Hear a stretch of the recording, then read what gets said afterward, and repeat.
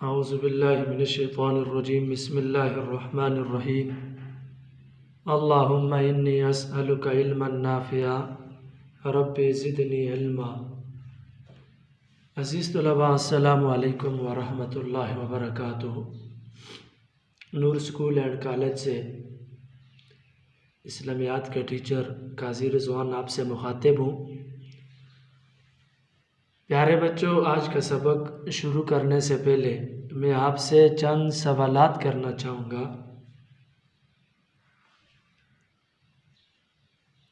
سوال نمبر 1 یہ ہے، عزیز طلباء، حقوق کس لفظ کی جمع ہے؟ سمپل سا سوال ہے۔ شاباش، ویل ڈن۔ حقوق حق کی جمع ہے۔ کس کی جمع ہے؟ حق کی جمع ہے۔ دوسرا سوال میرا آپ سے یہ ہے، عباد کس لفظ کی جمع ہے؟ عباد کس کی جمع ہے؟ شاباش، عباد عبد کی جمع ہے۔ کس کی؟ عبد کی جمع ہے۔ تیسرا سوال میرا آپ سے یہ ہے، حقوق اور عباد ان دونوں لفظوں کو ملایا جائے تو کیا بنے گا؟ شاباش، حقوق العباد۔ کیا بن جائے گا؟ حقوق العباد، یعنی بندوں کے حقوق۔ بندوں کے حقوق۔ تو آج کے ہمارے سبق کا موضوع بھی یہی ہے، حقوق العباد۔ عزیز طلباء، سب سے پہلے ہم یہ جانیں گے کہ حقوق العباد کا معنی کیا ہے۔ تو پیارے بچوں، حقوق حق کی جمع اور عباد عبد کی جمع ہے۔ حقوق العباد کا معنی ہوا بندوں کے حقوق۔ بندوں کے حقوق۔ عزیز طلباء، جب بہت سارے انسان ایک جگہ مل کر رہتے ہیں تو ان کے درمیان مختلف قسم کے تعلقات قائم ہوتے ہیں۔ ان تعلقات میں ایک دوسرے کے جو حقوق ہوتے ہیں وہ حقوق العباد کہلاتے ہیں۔ جب بہت سارے انسان ایک جگہ مل کر رہتے ہیں تو ان کے درمیان مختلف قسم کے تعلقات بھی قائم ہوتے ہیں۔ ان تعلقات میں ایک دوسرے کے جو حقوق ہوتے ہیں وہ حقوق کیا کہلاتے ہیں؟ حقوق العباد۔ حقوق العباد کے بعد اب آتے ہیں حقوق العباد کی اہمیت۔ تو عزیز طلباء، اسلام میں بندوں کے حقوق کی بہت زیادہ اہمیت ہے۔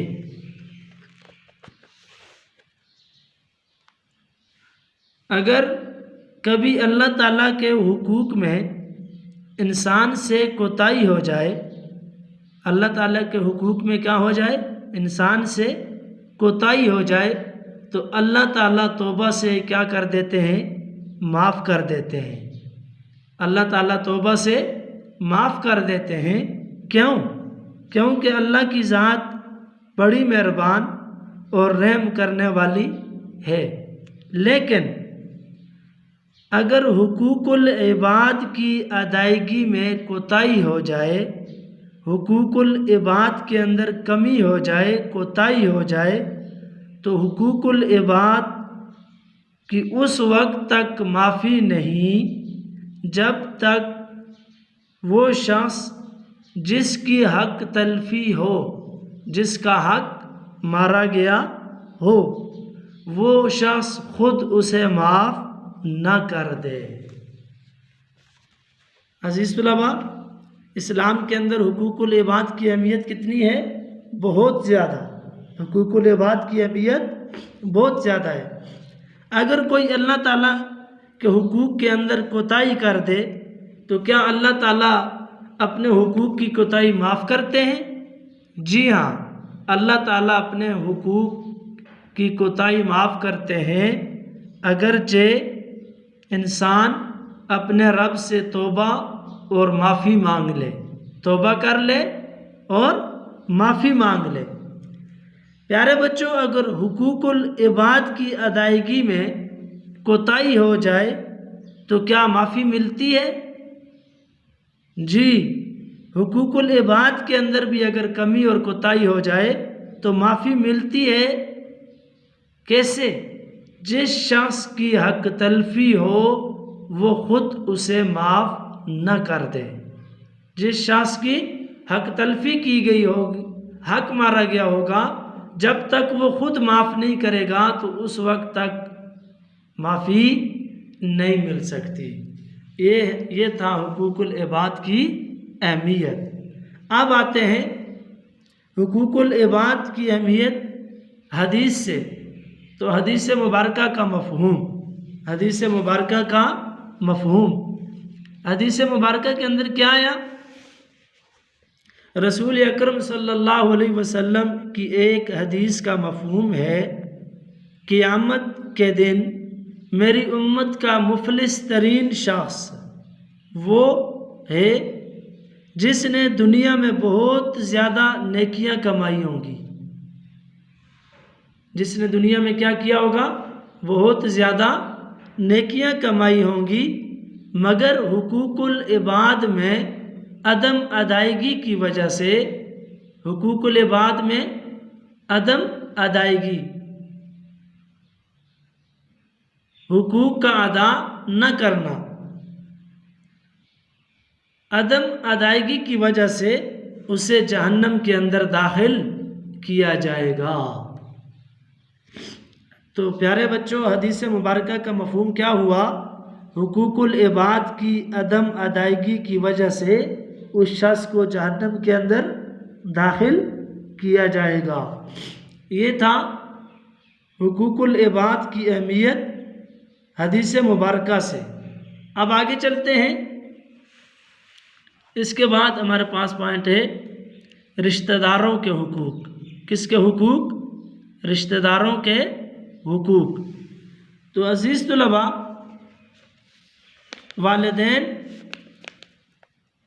والدین کے بعد سب سے زیادہ گہرا اور قریبی رشتہ، سب سے زیادہ قریبی اور گہرا تعلق رشتہ داروں سے ہوتا ہے،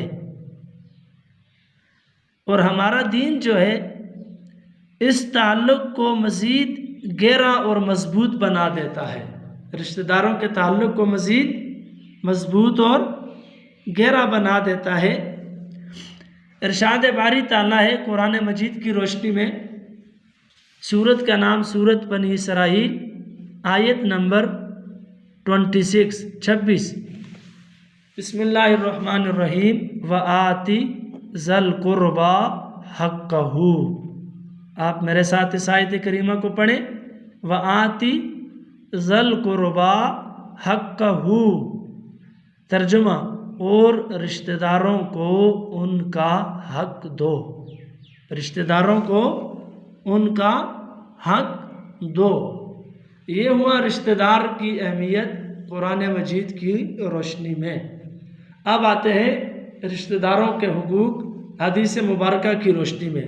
تو بخاری شریف کی حدیث ہے، لا يدخل الجنۃ قاطع۔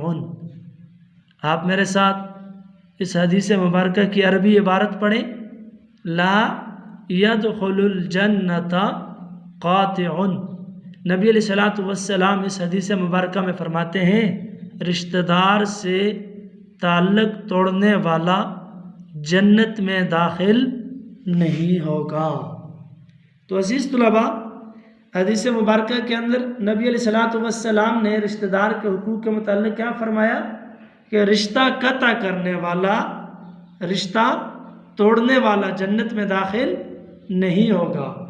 پیارے بچوں، رشتہ داروں کے حقوق کے بعد ہیں مہمان کے حقوق۔ کس کے حقوق ہیں؟ مہمان کے حقوق، یعنی جب مہمان گھر کے اندر تشریف لائے، مہمان گھر کے اندر تشریف لائے تو مہمان کو اللہ تعالیٰ کی رحمت سمجھا جائے، مہمان کو اللہ تعالیٰ کی رحمت سمجھا جائے۔ مہمان اللہ تعالیٰ کی رحمت ہوتی ہے۔ تو عزیز طلباء، مہمان کے متعلق سنت نبوی کیا ہے، آپ صلی اللہ علیہ وسلم کا طریقہ کیا تھا؟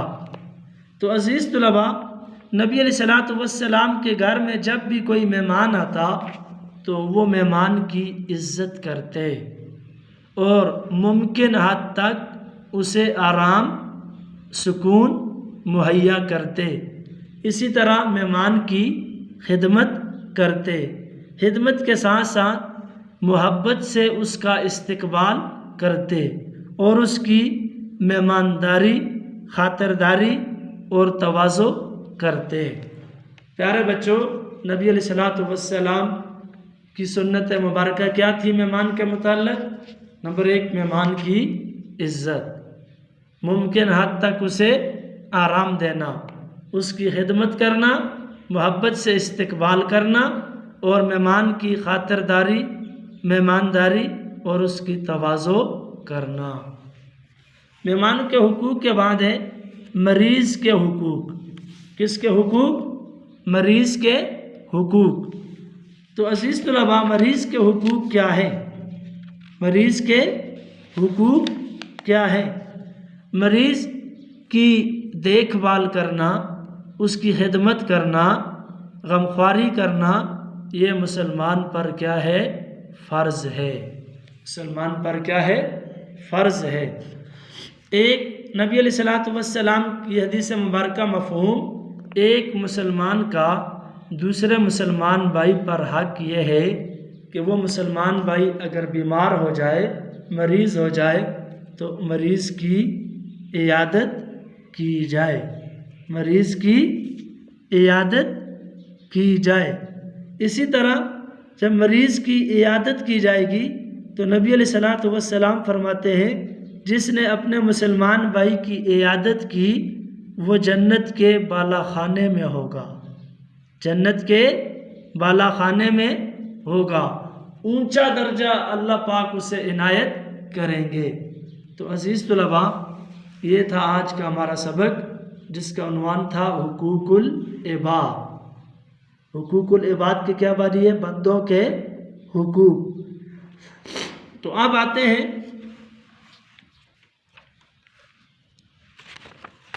سبق کے خلاصے کی طرف۔ آج ہم نے کیا پڑھا؟ تو عزیز طلباء، آج ہم نے پڑھا نمبر 1 حقوق العباد کا معنی۔ تو حقوق العباد کا کیا معنی ہے؟ بندوں کے حقوق۔ دوسرے نمبر پہ ہم نے پڑھا حقوق العباد کی اہمیت، حقوق العباد کی اہمیت۔ تو عزیز طلباء، حقوق العباد کی اہمیت کیا ہے؟ حقوق العباد کی اسلام کے اندر بہت زیادہ اہمیت ہے۔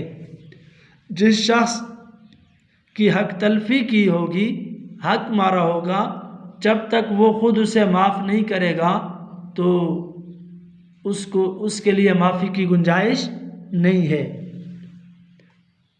اسی طرح تیسرے نمبر پہ ہم نے پڑھا حدیث مبارکہ کا مفہوم۔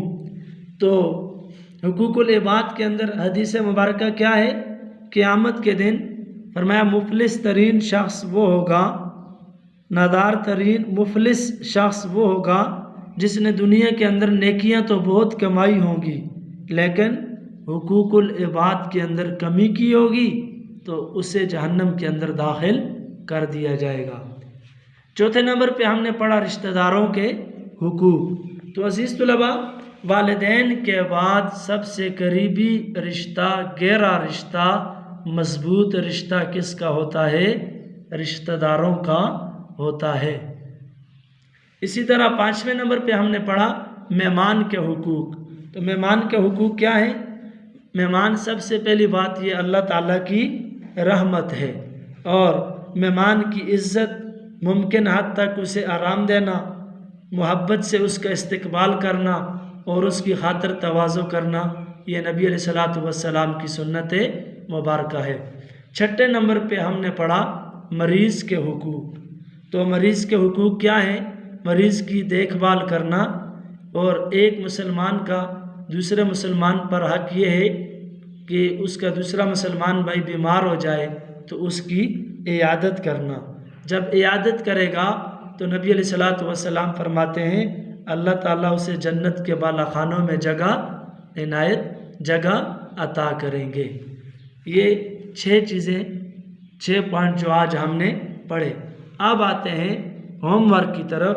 تو پیارے بچوں، ہوم ورک آپ کا یہ ہے کہ آپ نے ان 6 پوائنٹ کو، نمبر 1 حقوق العباد، نمبر 2 حقوق العباد کی اہمیت، اور نمبر 3 حدیث مبارکہ کا مفہوم کے بعد نمبر 4 رشتہ داروں کے حقوق، 5 مہمان کے حقوق، 6 مہمان اور سنت نبوی، اور 7ویں نمبر پہ مریض کے حقوق۔